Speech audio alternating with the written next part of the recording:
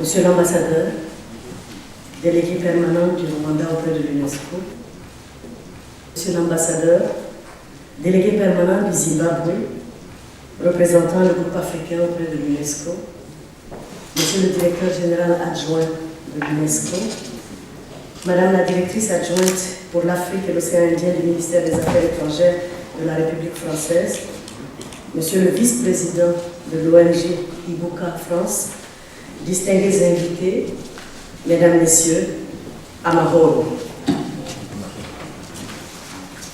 Au nom de Madame Irina Bokova, directrice générale de l'UNESCO, je suis honorée de pouvoir vous adresser ce message à l'occasion de la 19e commémoration de la Journée internationale de réflexion sur le génocide de 1994 au Rwanda. Cette journée, instituée par la résolution 58/234 de l'Assemblée générale des Nations unies en 2004, se veut le témoignage annuel de la solidarité internationale et de l'action à entreprendre. La résolution appelle en effet à rétablir la dignité des victimes en reconnaissant et en commémorant leurs souffrances.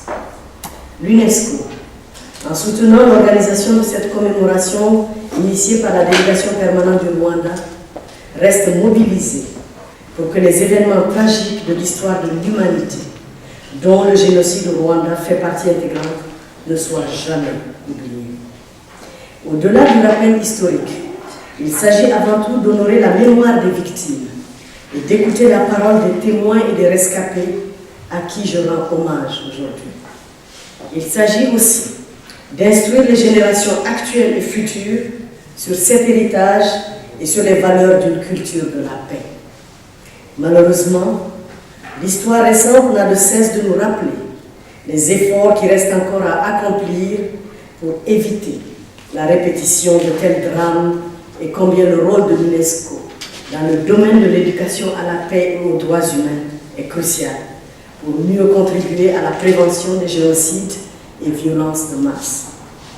Le 27 janvier dernier, nous accueillions ici même M. Adama Dieng, envoyé spécial des Nations Unies pour la prévention du génocide, à l'occasion d'une conférence intitulée « De l'enseignement de l'Holocauste à la prévention des génocides, qu'avons-nous appris du passé ?»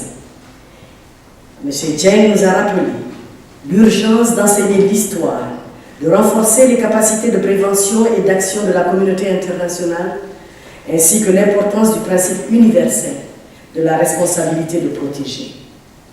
L'UNESCO œuvre à faire en sorte que l'histoire des génocides et violences de masse soit mieux connue, afin que chacun puisse identifier et prévenir les mécanismes qui mènent à de telles atrocités.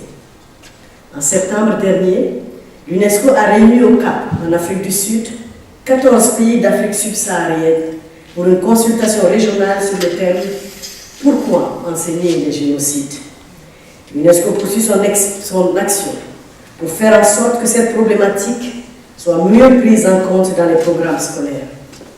Comme vous le savez, la culture de la paix est ancrée dans l'acte constitutif de l'UNESCO, qui déclare que les guerres prenant naissance dans l'esprit des hommes, c'est dans l'esprit des hommes que doivent être élevées les défenses de la paix.